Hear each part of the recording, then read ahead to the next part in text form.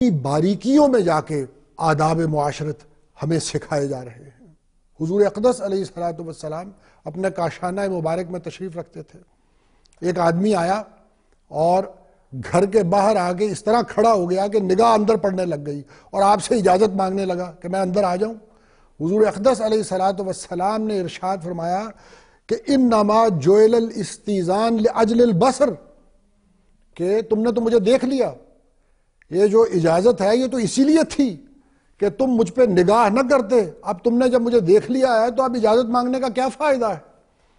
اسی لیے حدیث کی کتابوں میں آتا ہے کہ حضور اقدس علیہ السلام جب کسی سے ملنے کے لیے جاتے تھے، اذا اتا باب قوم لم یستقبل، سیدھا جا کے دروازے کے سامنے اس طرح کھڑے نہ ہوتے تھے کہ نگاہ اندر پڑ رہی ہو، دائیں طرف کھڑے ہوتے تھے، بائیں طرف کھڑے ہوتے تھے۔ تو یہ وہ باریکیاں ہیں۔ اور دیکھیے متمدن ترین قومیں، مہذب ترین قومیں کیا رتی بھر اضافہ ان آداب معاشرت میں اور وہ پرائیویسی جو اسلام نے دنیا کو بخشی تھی اس میں کوئی کر سکی ہیں؟ یہ ہے وہ بات، یہ ہے وہ موازنہ جو میں آپ کی خدمت میں عرض کر رہا ہوں۔ وَإِذَا قِيلَ لَكُمُ ارْجِعُوا فَارْجِعُوا، ملاقاتی کو، وزٹر کو سلیقہ سکھایا جا رہا ہے کہ اگر تم کسی سے ملنے کے لیے جاؤ اور تمہیں اندر سے یہ کہا جائے کہ واپس لوٹ جاؤ تو تم لوٹ آیا کرو۔ ہوا ازکا لکم، تمہارے معاملات کی صفائی کے لیے یہی بہتر ہے۔ کیسی دیکھیے ہدایت کی جا رہی ہے، دونوں کو سکھایا جا رہا ہے۔ آدمی جو ہے اندر وہ کبھی تھکا ہوا ہے، کبھی اس کے اعصاب کسی دباؤ میں ہیں، وہ مصروف ہے، وہ کسی سے ملنا نہیں چاہتا ہے، تو اس وقت اسے یہ سکھایا گیا کہ جھوٹے بہانے مت بنانا، اس وقت تم صاف کہنا، یہ تمہارا پریروگیٹو ہے، اس وقت کہہ دینا کہ میں ملاقات نہیں کر سکتا ہوں۔ جو باہر آیا ہے اس کو سکھا دیا گیا کہ کبھی ایسا ہو تو تم بھی تیش میں مت آ جانا، تم واپس لوٹ آیا کرو، تمہارے معاملات کے لیے، روحانی معاملات کے لیے یہی بہتر ہے۔ دیکھیے کیسی چیز سکھائی جا رہی ہے۔ ہاں اگر کوئی آدمی اپوائنٹمنٹ لے کے جاتا ہے وہ ایک الگ معاملہ ہے، پھر تو وہ آپ نے ایک وعدہ کر لیا ہے اور آپ اس کو ایفا کریں گے، وہ ایک دوسری چیز ہے۔ اوقات بتا دیے کہ صبح فجر سے پہلے، دوپہر کا وقت، رات عشاء کے بعد، ثلاث عورات لکم، یہ پردہ داری کے اوقات ہیں، اس میں دوسرے سے ملنے کے لیے مت چاہا کرو۔ اور پہلی بات پھر دوہرا دوں، ہاں اگر کوئی اپوائنٹمنٹ ہے، آپ کسی کو وقت دے چکے ہیں، کوئی ضروری کام ہے، پھر معاملہ مستثنا ہے۔ تو یہ پرائیویسی، کسی سے ملنے کے لیے جانا اور اس کے گھر کے باہر کھڑے ہو کر زور زور سے اس کو آوازیں دینے لگ جانا غیر شائستہ بات ہے۔ ان الذین ینادونک من وراء الحجرات اکثرهم لا یعقلون، کہ یہ جو کمرے سے باہر کھڑے ہو کر آپ کو چیخ چیخ کے آوازیں دے رہے ہیں، یہ سمجھ بوجھ سے عاری لوگ ہیں۔ یہ غیر شائستہ چیز ہے کہ سارا محلہ سن رہا ہو اور آدمی گلا پھاڑ پھاڑ کے کسی کو آواز دے رہا ہو، اس سے منع کیا۔ صحابہ کرام کے بارے میں حدیث کی کتابوں میں ناظرین یہ آتا ہے کہ وہ جب کسی کے گھر آیا کرتے تھے اور خاص طور پر حضور اقدس علیہ السلام کے دروازے پہ جب دستک دیا کرتے تھے تو وہ انگلیوں کے پوروں اور ناخنوں سے دستک دیا کرتے تھے تاکہ سمع خراشی نہ ہو۔ تو یہ کسی کے گھر ملنے کے لیے جانا۔ پھر آداب مجلس، اس سے تو کسی کو مفر نہیں ہے۔ مجلسیں لگتی ہیں اور صبح و شام ہم آپس میں بیٹھتے ہیں، دوستوں کے ساتھ بیٹھتے ہیں اور خاندانوں میں بیٹھتے ہیں، کھانوں کی مجلس میں بیٹھتے ہیں، گفتگو کی مجلس میں بیٹھتے ہیں، تو بڑی تفصیل سے ان کے آداب سکھائے۔ یجلس الرجل حیث انتہا، یہ محدثین نے باب باندھا ہے کہ جب آدمی آتا ہے کسی مجلس میں تو پھر اس کو یہ نہیں چاہیے کہ گردنیں پھلانگ پھلانگ کے آگے جائے، ساری مجلس خراب ہو جائے گی، درم بھرم ہو جائے گا اور لوگ ناگوار سمجھیں گے اس چیز کو۔ جہاں جگہ ملتی ہے اس وقت وہیں بیٹھ جاؤ، یہ بات سکھائی۔ اپنی نشست سے کو اٹھ کے باہر چلا جائے پھر وہ واپس آئے تو کیا ہوتا ہے؟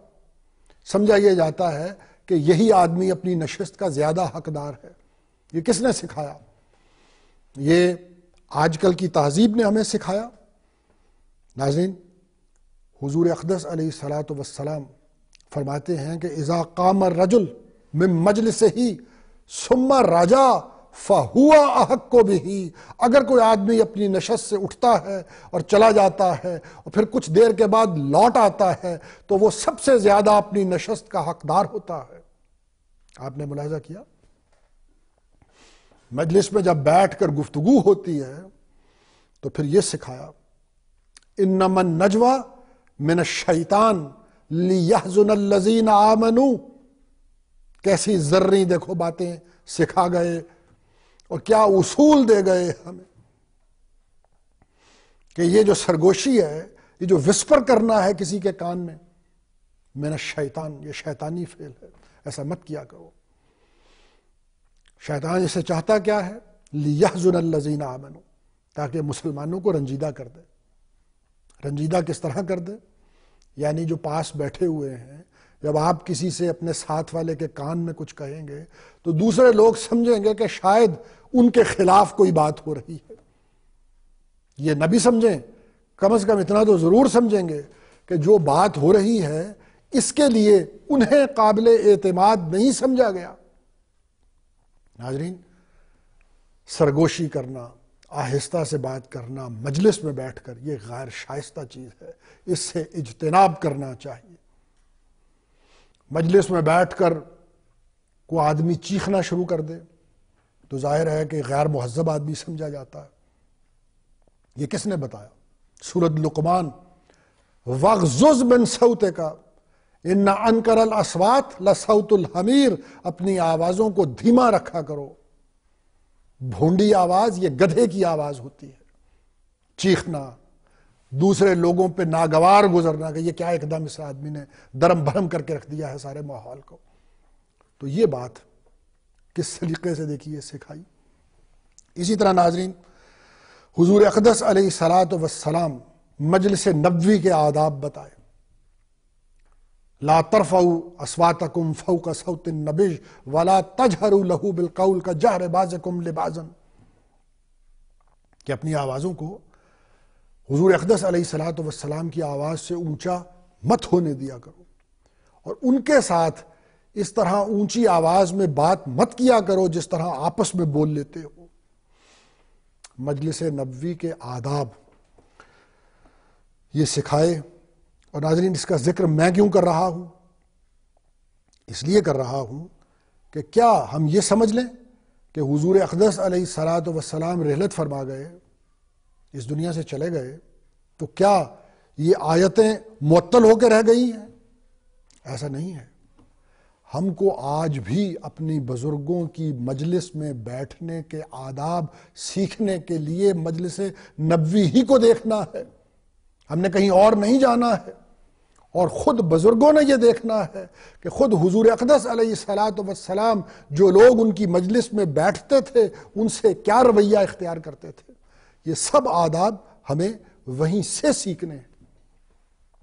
جیسے شمائل ترمذی میں اس کا ایک خاکہ بیان کیا گیا کہ حضور اقدس علیہ الصلوۃ والسلام ان کے جتنے ہم نشیں ہوتے تھے سب کو ان کے حصے سے نوازتے تھے، سب پر جدا جدا التفات فرماتے تھے، اور ہر مجلس میں بیٹھا ہوا آدمی یہ سمجھتا تھا کہ میں سب سے زیادہ عزیز ہوں حضور اقدس علیہ الصلوۃ والسلام کو۔ آپ مجلس میں چیخ کر بات نہیں کرتے تھے، آپ سختی سے اور درست گوئی نہیں کرتے تھے، آپ کسی کی تعریف میں مبالغہ نہیں کرتے تھے، آپ کسی پہ سخت گرفت نہیں فرماتے تھے، کوئی بات اچھی نہیں لگتی تھی خاموش ہو جاتے تھے۔ تو یہ میں نے دو چار چیزیں وہ جو شمائل ترمذی میں حضور اقدس علیہ الصلوۃ والسلام کی مجلس کے حوالے سے میں نے بات کی، تو یہیں سے سیکھنا ہے۔ چھوٹوں کو یہ سیکھنا کہ بزرگوں کی مجلس میں کیسے بیٹھیں، بزرگوں کو یہ سیکھنا کہ چھوٹوں کے ساتھ ان کا رویہ کیا ہونا چاہیے۔ یہ جو آیتیں ہیں مجلس نبوی کے بارے میں یہ معطل نہیں ہو گئی ہیں، ان سے سیکھنے کے لیے۔ تو ناظرین، میں عرض یہ کر رہا ہوں کہ ایک بھرپور پیکج اسلام نے آداب معاشرت کا، مینرزم کا ہمیں دیا ہے۔ ایسے ہی بے جا مداخلت مت کرو، من حسن الاسلام المرء ترکہ ما لا یعنی ہے، جس معاملے سے کوئی براہ راست تمہارا تعلق نہیں ہے اس میں بے جا مداخلت مت کرو۔ کچھ لوگوں کی عادت ہوتی ہے کہ کسی شخص سے ان کو ملے ہوئے 2 منٹ ہی کیوں نہ گزرے ہوں، وہ ایک دم اس کا شجرہ نسب پوچھنا شروع کر دیتے ہیں، اس کی آمدنی کے بارے میں سوال کرنے لگتے ہیں اور اس کے ذاتی معاملات کو کریدنا شروع کر دیتے ہیں۔ یہ بے جا مداخلت ہے، اس سے منع کیا۔ قولوا للناس حسنا، لوگوں کو خوش کیا کرو، بات اس طرح کیا کرو ان سے۔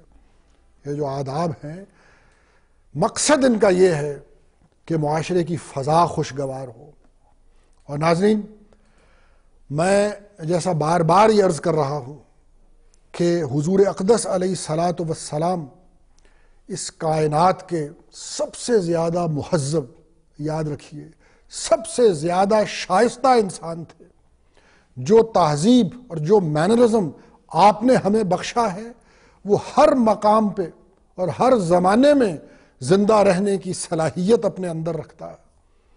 زمانہ کتنا ہی آگے کیوں نہ بڑھ جائے، یاد رکھیے دنیا کی مہذب ترین قومیں، دنیا کی متمدن ترین قومیں اس سے بہتر تہذیب کو جنم دینے سے عاجز رہیں گی۔ اور ناظرین، یہ بات ابھی جاری ہے لیکن پروگرام کا وقت ختم ہو گیا۔ میں انشاءاللہ اس پروگرام دین آسان کی اگلی ایپیسوڈ میں جو بات باقی رہ گئی ہے وہ آپ کی خدمت میں پیش کروں گا۔ وآخر دعوانا ان الحمدللہ رب العالمین۔ کامل شریعت ہے عین فطرت اور نرم خوبیر انسان، اسلام ہے دین آسان۔